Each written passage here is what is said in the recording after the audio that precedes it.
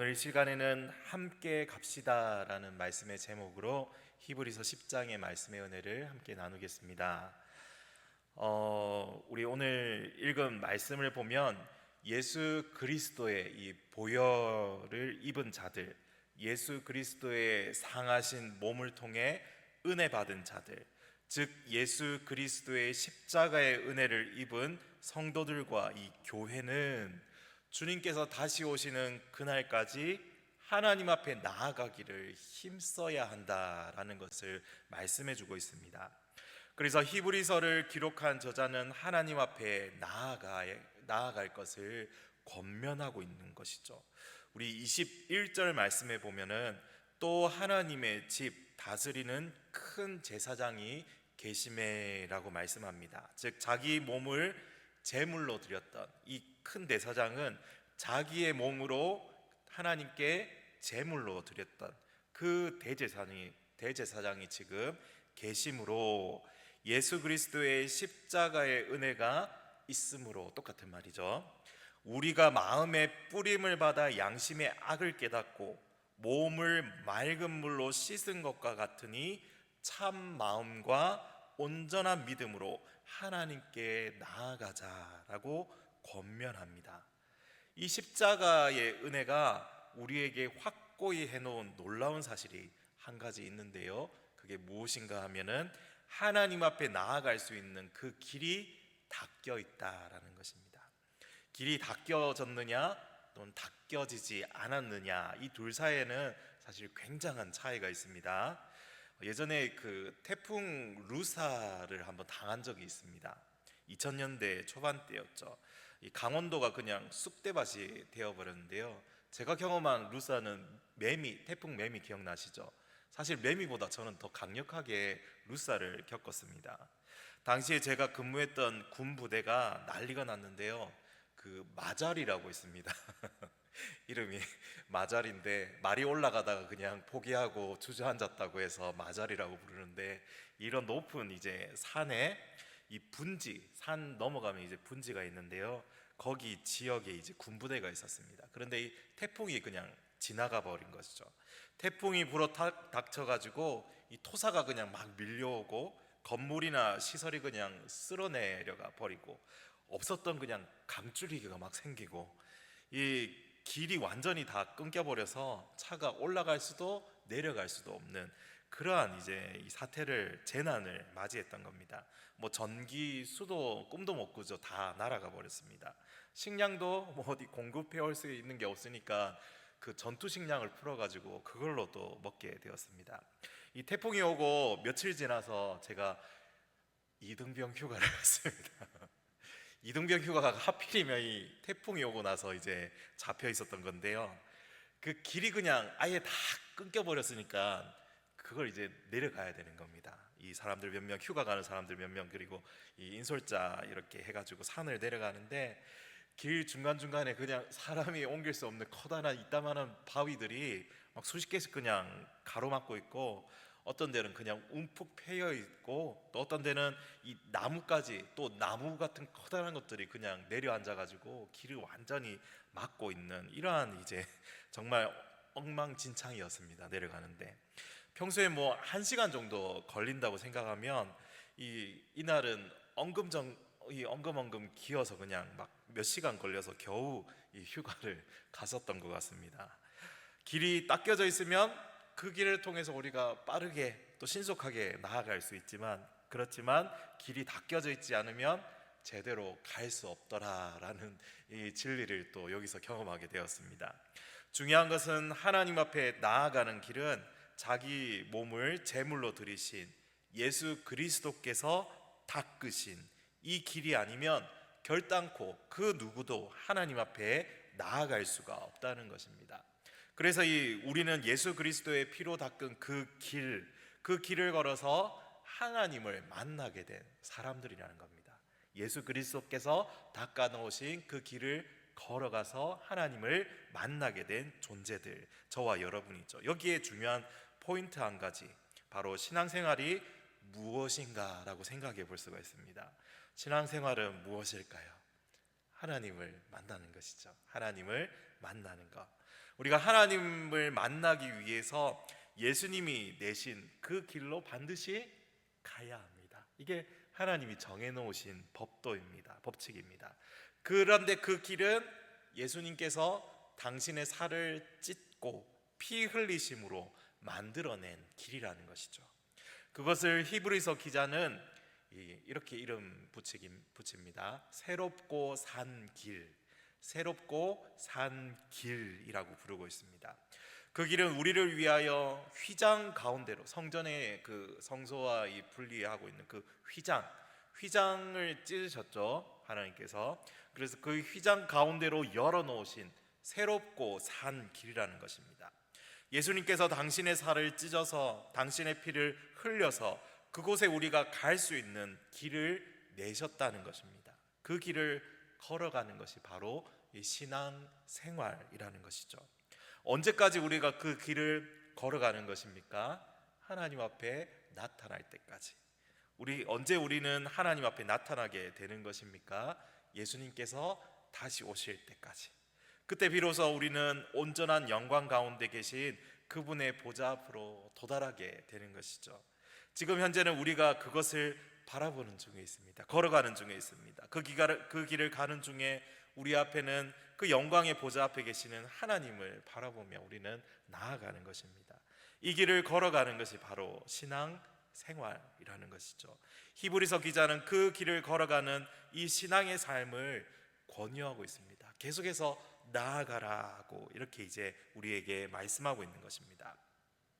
우리가 예수님으로 말미암아 그 피가 마음의 뿌림을 받고 양심의 악을 깨닫고 또 몸을 맑은 물로 씻었으니 참 마음과 온전한 믿음으로 하나님께 나아가라, 이렇게 권면하고 있습니다. 지금 이 짧은 구절에는 히브리서 기자가 이 세 가지 권면이 사실 들어 있습니다. 이 세 가지 권면이 사실 오늘 설교의 주제와 같은데요. 이 첫 번째로는 이 짧은 구절 안에 있는 세 가지 권면 중에 첫 번째로는 하나님 앞에 나아가자입니다. 이렇게 권면하죠. 하나님 앞에 나아가자. 참 마음과 온전한 믿음으로, 참된 마음과 그 온전한 믿음으로 하나님 앞에 나아가자. 우리 사실 이 히브리서 방금 이 말씀을 읽으면서 참 마음 그리고 온전한 믿음, 사실 두 가지를 말하는 것을 우리가 판단을 할 수도 있지만 이거를 원문으로 보면 사실 두 가지가 아니라 이어지는 한 가지입니다. 그래서 원문을 번역해서 읽어보면 이렇습니다. 온전한 믿음 안에 있는 참된 마음. 이 온전한 그 믿음 안에 있는 참된 마음을 가지고, 그러니까 두 가지가 아니라는 겁니다. 온전한 믿음 안에 있는 그 참된 마음을 가지고 하나님 앞에 나아가자. 이게 원문이 밝히고 있는 이 말입니다. 하나님 앞에 나아가는 그 진실된 마음은 다른 곳에서 나오는 것이 아니라 바로 이 믿음에서 나오고 있다라는 것을 가르쳐주고 있는 것이죠. 믿음이 없는 사람이 하나님 앞에 나아갈 수 있을까요? 믿음이 없는 사람이 하나님 앞에 나아갈 마음을 가질 수 있을까? 믿음이 없는 사람이 하나님 앞에 나아가자는 권면을 들을 때에 마음이 뜨거워질 수 있는가? 그렇지 않죠. 믿음이 있어야 하나님 앞에 나아갈 이 마음이 생기는 것이지 믿음이 없이 나아갈 수는 없는 것이죠. 지난 주일 21일 주일에요, 이 제자반이 큰 일을 치루었습니다. 주일날 오후에 이제 전도를 나간 겁니다. 이 제자 훈련을 하면서 실전 훈련을 이렇게 이제 거쳤는데요. 여기 미평공원에 잠시 들렸습니다. 저녁에 이제 주일 찬양 예배 다 마치고 제자반 모여서 잠시 이렇게 이제 시간을 가지고 식사를 하고 이렇게 전도를 나가게 되었는데요. 제자 이 훈련을 받으시는 분들이 전도를 나간다고 하니까 마치 그 낯빛이 흑빛이 되어 여기 앞에 한 분 계시네요. 마침 낯빛이 흑빛이 되어 그렇게 다리가 막 후들후들거리고 이거 어떻게 전해야 되나 이러면서 이제 다들 두려움에 사로잡혀서 부담스러움이 그냥 막 충만해져서 다들 이렇게 그냥 있었습니다. 다들 그냥 이 전도지 그냥 나눠주면 되는 거는 사실 이 부담이 없겠지만 그날 미션이 있었는데요. 전도 훈련을 나가면 이제 전도지를 그냥 주는 게 아니라요, 그 만나는 사람에게 복음을 전해야 됩니다. 복음, 내가 가진 복음, 내가 설명하는, 내가 믿고 있는 그 복음을 전해야 되는 게 미션이었습니다. 한 번도 본 적 없는 누군가에게 이 말을 붙인다는 게 사실 좀 쉽지 않지 않습니까? 이 저같이 내향인들은 정말 부담스럽거든요. 이 복음을 전해야 하니까 이 부담이 이만저만이 아닌 것이죠. 내가 가진 그 복음, 내가 가진 믿음의 고백을 어떻게 전할 수 있을까? 또 거절당하면 어떻게 하지? 어쩌지 하는 이 마음과 또 이 사람들이 무수히 지나다니면서 그 경멸하는 눈빛, 이 무시하는 이런 사실들 앞에서 사실 일상에서는 우리가 잘 경험하지 못하는 그런 이 마음과 감정들이잖아요. 사실 이걸 해내기 위해서는 사실 철저한 영적 무장과 또 체계적인 전도의 훈련이 많이 필요한 것 같습니다.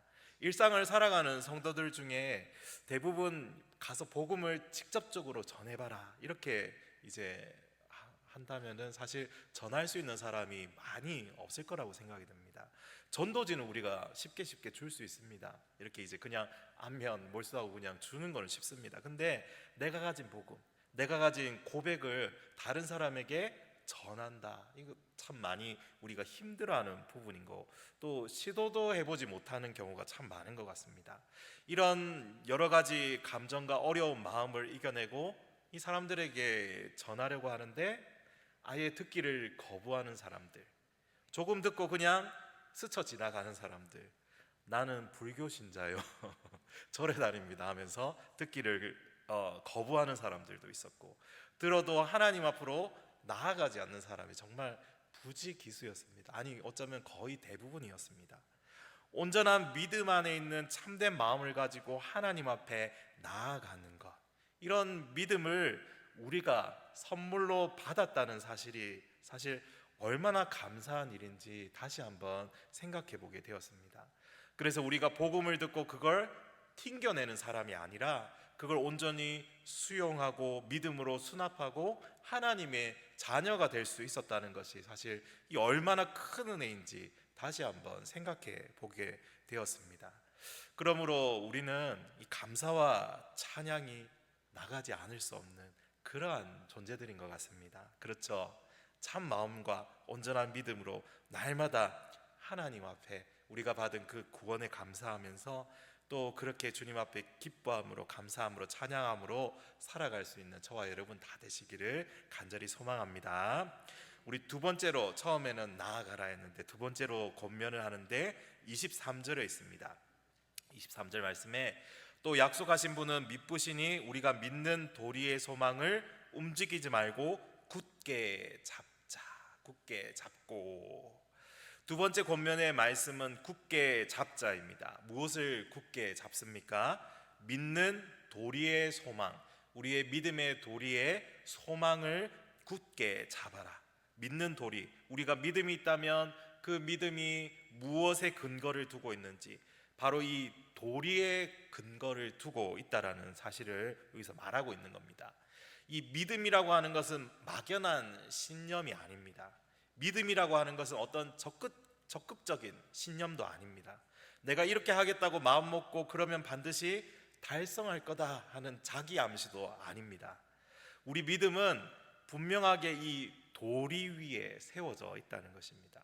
무슨 말인가 하면 우리가 믿는 분명한 진리가 있다고 하는 말이죠. 이 도리라는 것은. 그리고 우리가 믿는 그 진리는 우리가 분명하게 설명이 가능하고 납득할 수 있도록 제시가 되어 있다는 것입니다. 그래서 믿는 도리라고 부르는 것이죠. 사실 이 말씀을 쉬운 성경으로 읽어보면 조금 더 와닿을 것 같습니다. 23절을 다시 한번 읽어보면요, 하나님께서는 약속하신 것을 지키시는 신실한 분이니 우리가 고백한 소망을 굳게 붙듭시다. 우리가 고백한 소망을 굳게 붙듭시다. 지금 이 말을 이제 조금 더 쉽게 풀어놓은 겁니다. 도리, 즉 우리가 고백하는 어떤 믿음에 대한 고백, 이것을 이 고백이라는 표현으로 쓰고 있는 것이죠. 그러한 도리, 즉 고백 위에서 우리의 이 믿음이 생기는 것이고, 그 믿음 안에 있는 진실한 그 심정이 하나님을 찬양하는 것입니다. 그래서 이 심정이 똑바로 하나님을 향하기 위해서는 그 기초가 되는 믿는 도리, 즉 믿는 이 고백이 흔들리지 않아야 하는 것이죠. 이 믿는 도리, 내 믿음의 고백이 흔들리면 어떻게 됩니까? 이 믿음 자체가 흔들리는 것이죠. 뿌리가 흔들리는 거니까. 믿음 안에 있는 진실된 마음이 흔들리게 되는 것입니다. 그래서 믿는 도리의 소망을 어떻게 해야 합니까? 꽉 붙잡으라는 겁니다. 그래서 믿는 이 도리를 꽉 붙잡아라, 굳게 붙잡아야 한다는 겁니다. 말씀에도 보면 움직이지 말며라고 23절에서 말하고 있죠. 그랬는데 이게 흔들리고 갈팡질팡하고 이것저것 기웃거리는 것을 말하는 겁니다. 움직이지 말며라는 게. 그런 흔들림을 가지고는 이 믿는 도리를 굳게 잡을 수가 없다는 것이죠. 고백이 흔들리면 위에 세워진 무엇이 흔들린다는 겁니까? 우리의 믿음, 그 심정이 흔들리게 되는 것이죠. 믿음이 흔들리면 그 위에 있는 진실된 그 심령은 땅에 떨어지게 되는 것입니다. 항상 위에 올려진 것이 밑으로 떨어지는 것은 이 바닥이 흔들릴 때이죠. 예전에 부산에 있을 때 포항하고 경주에 지진이 한번 일어났지 않습니까? 굉장히 좀 심하게 흔들리고 여진도 여러 번 있었고, 저도 집에 있는데 이 어항을 하나 가지고 있었거든요. 물이 그냥 파도를 치는 겁니다. 집안에서 처음 봤습니다. 그런 거. 물이 이리저리 파도를 치면서 왔다 갔다 하는데 순간적으로 고민했습니다. 이거 탈출해야 되나? 근데 한국 사람들 잘 탈출 안 하죠. 일본 사람들이었으면 벌써 다 내려왔을 건데, 이 지진은 그 진원지에 가까이 갈수록 어떻습니까? 이 물건과 건물이 더 많이 흔들리지 않습니까? 이리저리 흔들리고 또 균열도 가고 또 부서지게 됩니다. 심하면 뿌리부터 흔들리니까 위에 있는 부분이 떨어지게 됩니다. 믿는 도리가 흔들리면 믿음의 균열이 갈 수 있고, 믿음의 균열이 가게 되면 우리의 진실된 그 심정이 또한 땅에 떨어질 수 있다는 것이죠. 그래서 사도가 권면합니다. 꽉 붙들라, 꽉 잡으라. 주님은 히브리서 10장의 말씀을 통해서 이렇게 말씀하십니다. 성도의 삶은 예수님께서 살 찢고 피를 흘려 닦아 놓은 새롭고 산 길을 걸어가는 것이며 하나님 앞으로 나아가는 것이다. 어떻게 나아가야 하는가? 바로 온전한 믿음, 온전한 그 신앙 고백 안에서 참된 마음으로 나아가야 한다. 이 사실을 오늘 우리에게 말씀해 주시는 것입니다. 그리고 이 온전한 믿음을 지탱하고 참된 믿음을 더욱더 순결하게 하는 이 믿는 도리를 굳게 세우라고 합니다. 믿는 도리가 흔들리면 다 무너지게 되어 있다는 겁니다.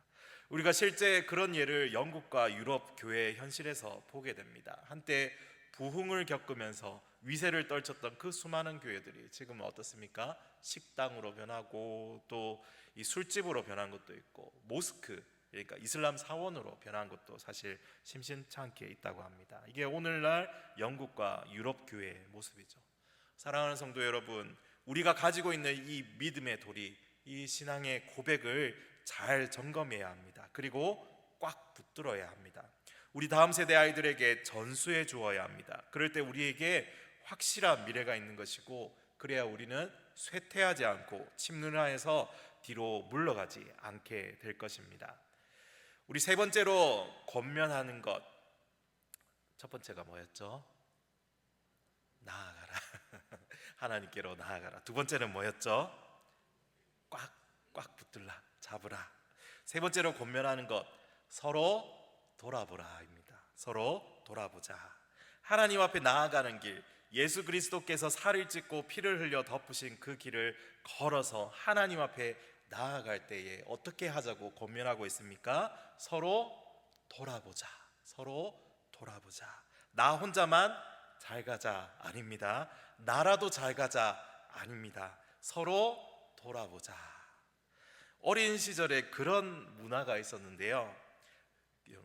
부산에 있어서 그런데 근다꾼이라고 들어보셨습니까? 근다꾼, 건다꾼이라고 불렀던 것 같기도 하고, 다른 말로는 깍두기라고 부릅니다. 아이들이 놀 때 깍두기를 한 명 지정하기도 하죠. 이렇게 혹시 기억나시는지 모르겠습니다. 나이가 어린 동생이 있으면 같이 놀 때 너 어리니까 오지 마, 이게 아니라 얘 깍두기로 만드는 겁니다. 얘를 깍두기로 삼아서 얘는 그냥 뭐든지 다 할 수 있습니다. 게임을 하면서도 같이 놀면서도 옆에서 그냥 뭐 같은 편으로 그냥 자기 형이 있는 곳으로 이제 불러들여가지고 같은 편에 서서 함께 놀았던 그런 아이들만의 시스템, 복지 시스템, 그런 비슷한 것이었죠. 약하다고 못한다고 어리다고 이 제외하고 배제하고 빼버리는 게 아니라 못해도 봐주고 실수해도 넘어가고 다 같이 그냥 재밌게 어울려서 놀았던 것이죠. 요즘에도 이런 개념이 있는지 모르겠습니다. 사실 그때는 몰랐는데 이게 너무 좀 성경적인 게 아닌가, 교회 안에서도 사실 있어야 하는 문화인 것 같습니다. 성도들 중에도 특출하게 믿음이 장성한 분이 있을 수 있고 또 그냥 평범한 사람이 있을 것이고 더딘 사람도 분명히 있을 것입니다. 그런데 이 믿음이 특출하다고 해서 혼자만 나아가는 것이 아니라 하나님께서 이 혼자만 나아가는 것이 아니라는 것입니다. 하나님께서는 그걸 원하시지 않는다는 것이죠. 대다수의 성도들은 평범하고 보통인데 그중 한 사람이 유달리 특출하다, 신앙이 너무나 좋다, 하나님께서 그걸 기뻐하시지 않는다는 겁니다. 여러 성도들이 다 같이 서로 돌아보면서 함께 하나님 앞에 한 걸음 나와야 하는 것입니다. 다른 사람보다 더 멀리 혼자서 먼 데까지 나아갔고 하나님 앞에 간다고 혼자 갔습니다. 그런데 남은 분들은 아직 움직이지 못하고 못 갔습니다. 하나님께서 그걸 기뻐하시지 않으신다는 것입니다. 이 믿음이 좋은 사람이 자기 혼자 앞서 나아가려고 하지 말고 다른 성도들을 어떻게 하라는 것이죠? 권면하고 격려하고, 그래서 이 사람들을 데리고 다 같이 한 발자국 더 나아가는 것이 더 기뻐하시는 것이다, 더 귀하다는 것이죠. 혼자서 100발자국 앞서갈 수 있는데도 불구하고 신앙이 여린 성도들을 격려하고 돌아보고 그래서 다 같이 한 발자국 나아가는 것을 하나님이 더 기쁘시게 보신다는 것입니다. 다른 사람들은 안 오니까 나라도 가야지요 하는 마음이 들 수도 있습니다. 그러나 주님께서 우리에게 명하신 그 길은 그렇게 가는 길이 아닌 것입니다. 나라도 가는 길이 아니라 가지 않으려고 하면 그 자리에서 나도 가지 않고 붙들고 눈물을 흘려 기도하면서 어떻게든지 같이 가려고 하면서 거기서 끝까지 몸부림쳐야 하는 것입니다. 그게 그 길에서 우리가 해야 될 일임을 이 말씀이 가르쳐주고 있습니다. 서로 돌아보아. 서로 돌아보는데 어떻게 돌아봅니까? 사랑과 선행으로 격려하며. 이 격려하며에 여기 이 강세점을 둬야 됩니다. 격려하며. 사랑과 선행이라는 것은 이 믿음의 사실 열매와 같은 것이죠. 믿음의 열매입니다. 믿음의 결과이죠. 아까 믿음이 나왔지만 온전한 믿음 안에 있는 참된 마음이 바로 그 결과물이 바로 이 사랑과 선행입니다. 그리고 한 가지 더 주목해 볼 그 강세를 찍었던 그 격려하며라는 이 말이 신약 성경 전체를 이 단어만 찾아보면요, 이 굉장히 강력하게 쓰여진 단어입니다. 사도행전 15장 19절에 심히 다툰다, 여러분 상상이 가십니까? 격려하며라는 이 단어가 심히 다툰다라는 이 단어로 둔갑해 있습니다. 사도행전 17장 16절에 분하다, 분하다 이런 그런 말로 번역이 되어 있고, 고린도전서 13장 5절에 분을 낸다, 그런 말로 번역되어 있습니다. 굉장히 강렬한 단어인 것이죠. 격려하는데 그냥 뭐 함께 가자, 같이 가면 좋겠지 이런 정도가 아니라는 것이죠. 마음속에 아주 그 강렬한 투쟁이 있어서 아니면 말고 하는 식으로 가만히 방치해 두는 것이 아니라는 것입니다. 격려함이라는 그 말은 그러니까 돌아보자 그럴 때 그저 신사적으로 하는 게 아닙니다. 아주 강력한 마음을 가지고 서로 성도들을 돌아보자는 뜻인 것이죠. 그런데 이런 일에는 늘 방해가 있는 것 같습니다. 장애물이 있는 것이죠. 이것이 25절에 나옵니다. 25절 말씀 우리 함께 읽어보겠습니다. 모이기를 패하는 어떤 사람들의 습관과 같이 하지 말고 오직 권하여 그날이 가까움을 볼수록 더욱. 아멘. 모이기를 패하는 어떤 사람들의 습관과 같이 하지 말고, 즉 모이기를 패하는 사람들의 습관이 있다는 것입니다. 이 습관이라고 번역된 말은 그 사람의 경향을 이야기하는 겁니다. 마음의 경향인 것이죠. 마음이 어떤 모양으로 생겨 있는가? 바로 모이기를 패하는 그 마음의 그러한 모양을 가진 사람이 있다는 겁니다.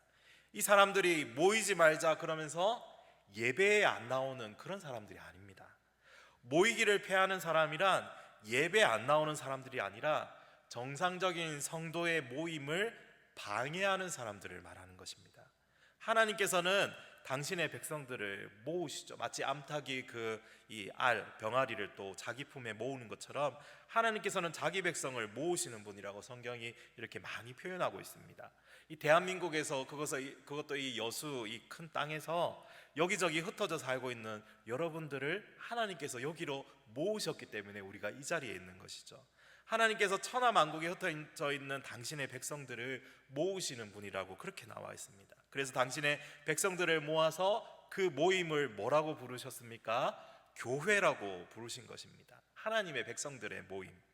하나님께서는 당신의 백성들을 모으셨습니다. 그리고 이들이 서로 돌아보아서 사랑과 선행을 격려하면서 아주 강력하게 말해야 되죠. 격려하면서 믿는 도리 위에 믿음을 세우고 그 믿음 안에 있는 진실된 심정을 가지고 예수 그리스도의 몸과 피로 이루어 놓으신 새롭고 산 길을 함께 가게 하셨습니다. 그런데 어떤 사람들은 그 모임을 깨뜨리는데 어떤 방식으로 모임을 깨뜨리는가 하면 다른 모임을 만드는 것입니다. 다른 모임을 만드는 것으로 이 모임을 깨뜨리려 합니다. 모임을 깨뜨리는 방식은 다른 모임을 만드는 것이다, 이런 거죠. 우리끼리 모이자, 이것이 다른 모임입니다. 말이 통하는 사람들끼리, 이해관계가 얽혀있는 사람들끼리 이런 식으로 끼리끼리 모여있는 모임이 모임을 패하는 모습일 수 있습니다. 끼리끼리 모이기 시작하면서 교회는 서로가 서로를 돌아볼 수 없게 되는 것이죠. 누군가 눈물을 흘리고 있으면 저 사람은 우리 패거리가 아니기에 돌아보지 않게 되는 겁니다. 모임을 패하는 것이죠. 나와 이해관계가 동일하지 않으면 땅바닥을 뒹굴고 나자빠져 있어도 손을 잡아 일으키지 않게 됩니다. 몸을 패하는 것은 예배를 안 나오는 것, 그것을 이야기하는 게 아닙니다. 하나님의 백성들의 모임, 그 모임 자체를 쓸모없게 만드는 것을 말하는 것이죠. 여러분, 성도의 교통이라는 말 많이 쓰죠. 성도의 교통, 교회 공동체 전부의 이 영적 교제를 의미하는 말입니다. 몇 사람이 모여서 마음이 맞는 사람들끼리 밥 먹고 차 마시고 다니는 것이 이 성도의 교제가 아닙니다. 성도의 교제는 영적인 교제를 말하는 것이죠. 하나님의 성령께서 진리의 말씀으로 우리 안에 역사하셔서 그 동일한 진리가 우리 속에 이제 역사하여서 여기 모여 있는 사람들이 영적으로 서로 교제하는 것을 이야기하는 것이죠. 그것이 성도의 교통인데, 이 성도의 교통은 이 자리에서 은혜 받은 하나님의 백성의 공동체 전부가 다 같이 누리는 그러한 교제입니다. 교회는 지금까지 역사를 통해서 이렇게 모임을 폐하려고 하는 사람들의 다양한 시도가 있어 왔습니다. 제일 유명한 사건은 초대교회 때 유대인과 이방인 사이가 이렇게 갈라진 사건이죠. 유대인은 유대인끼리 자기들이 엘리트인 줄 알고 하나님의 백성인 선민으로 그렇게 여겼고, 이방인은 이방인들끼리 유대인들과 자신들은 다르다 하면서 그렇게 이제 끼리끼리 모였던 모습들이 대표적입니다. 이렇게 교회 안에서 예수 그리스도께서 당신의 몸으로서 친히 허물어 놓으신 그 벽을 다시 쌓아 올리는 일들이 있었던 것이죠. 이렇게 벽을 쌓아 올리는 이 모든 행동들은 사실 사탄의 괴계라고 하는 것입니다. 사탄이 힘쓰는 일이 한 가지 있는데, 그것은 사탄의 회를 만드는 겁니다. 모임을 만드는 거죠. 말하자면 사탄 마귀 역시 자기 사람들을 모은다는 것이죠. 그렇게 해서 이 말세에는 사탄이 모은 사람들과 하나님이 모은 이 하나님의 백성들 사이에 영적인 그 대전투가 벌어지지 않습니까? 요한계시록에 나오는 그러한 모습들입니다. 사단도 자기가 추종하는 사람들을 모읍니다. 그 사람들이 어디서 나온 사람들이냐? 이 교회 안에서 나올 수도 있다는 것입니다. 우리는 모이기를 패하는 어떤 사람들의 그 경향성에 대해서 경계를 해야 됩니다. 새로운 모임을 만들고 교회 안에서 자꾸 편을 가르고 우리끼리만 똘똘 뭉치는 이와 같은 모든 일들을 우리가 경계해야 되는 것이죠. 믿음이 좋다고 생각하는 사람들은 다른 사람들을 돌아보지 않고 자기 혼자만 일방적으로 앞서 나아가는 것을 경계해야 됩니다. 이 하나님의 교회는 결코 누가 혼자 독주해서 나아가도록 하지 않으셨습니다. 혹은 어떤 사람들끼리 모여서 자기들끼리만 독주하면서 나아가도록 하지 않으셨습니다. 함께 나아가도록 하셨습니다. 서로 돌아보아 사랑과 선행을 격려하며 모이기를 피하는 어떤 사람들의 습관과 같이 하지 말고 오직 권하여 그날이 가까움을 볼수록 더욱 그리하자. 아멘. 하나님께서 세우신 교회는 영적인 교통 속에서 이 믿는 도리가 분명하게 세워지고 순결한 믿음과 순전한 마음으로 하나님 앞에 나아가는 이 하나님의 백성들의 공동체입니다. 이 영적인 교통은 크게 두 가지 내용으로 되어 있습니다. 하나는 영적인 지도가 있습니다. 영적인 지도, 영적인 교통에 있어서 영적인 지도가 있다라는 사실을 우리는 알아야 합니다. 우리는 영적인 교통 혹은 교제, 성도의 교통이 성도들끼리 뭔가 즐겁게 지내는 것을 자꾸 떠올리게 됩니다. 그런데 이 영적인 교통에서 우리가 반드시 기억해야 할 것은 영적 지도가 있어야 된다는 것입니다. 영적인 지도, 즉 가르치는 것과 인도하는 것, 가르치는 것과 인도하는 이 지도가 있어야 됩니다. 그런데 우리는 서로 마음과 뜻이 맞는 사람들끼리 모이는 그것을 어떤 교제라고 생각하기 쉽습니다. 그렇지 않죠. 영적인 교통에는 반드시 두 가지 요소, 우리가 늘 놓치고 생각하지 못하는 것, 바로 이 영적인 지도가 반드시 있어야 한다는 것이죠. 영적인 지도와 그 영적인 우정이 함께 어우러지면서 영적 교통이 이루어지게 하십니다. 이럴 때 비로소 이 공동체는 하나님이 원하시는 이 모임이 되는 것이죠. 하나님의 교회가 되는 것입니다. 언제까지 우리가 이것을 해야 되는가? 처음에 말했죠. 주님 다시 오실 때까지. 그날이 가까움을 볼수록 더욱 그리하자. 사랑하는 성도 여러분, 오늘 우리는 이 히브리서 말씀을 통해서 우리의 신앙생활이 무엇인지 다시 한번 새겨보았습니다. 그것은 바로 예수 그리스도께서 당신의 몸과 피로 닦아 놓으신 새롭고 산 길을 따라 하나님께 나아가는 여정입니다. 이 길을 걷기 위해서는 참 마음과 온전한 믿음으로 이 참된 마음, 온전한 믿음 속에 있는 그 참된 마음으로 나아가야 합니다. 그리고 우리의 믿음이 흔들리지 않도록 그 뿌리, 믿는 도리, 믿음의 고백을 우리가 굳게 붙들어야 합니다. 무엇보다 중요한 것은 나 혼자 가는 것이 아니라는 것이었습니다. 서로를 돌아보며 함께 손잡고 가야 한다는 사실입니다. 모이기를 패하는 사람들의 습관을 버리고 이 사랑과 선행을 격려하며 영적인 교제를 우리가 힘써야 한다는 것이죠. 주님 다시 오실 그날까지 우리 앞에 펼쳐진 이 길을 우리 함께 걸어갑시다. 오늘 아무도 안 해주실 줄 알고 긴장했는데 감사합니다. 혼자서 우리 100걸음 앞서가는 것보다 우리 연약한 지체들과 함께 한 걸음, 그 한 걸음이라도 같이 나아가는 것을 하나님께서 더 귀하게 보신다는 것을 우리 기억합시다. 우리 교회는 오직 주님을 향해 이 한 마음으로 나아가는 아름다운 이 공동체로 정말 살아가게 되기를 간절히 소망합니다. 그래서 올 하반기, 우리 남아있는 하반기 함께 모이기를 더욱 힘쓰고 우리 사랑방 모임으로 또 우리 아름다운 그 공동체 모임을 통하여서 이 믿음의 길을 기쁨으로 완주하는 저와 여러분 다 되시기를 간절히 소망합니다.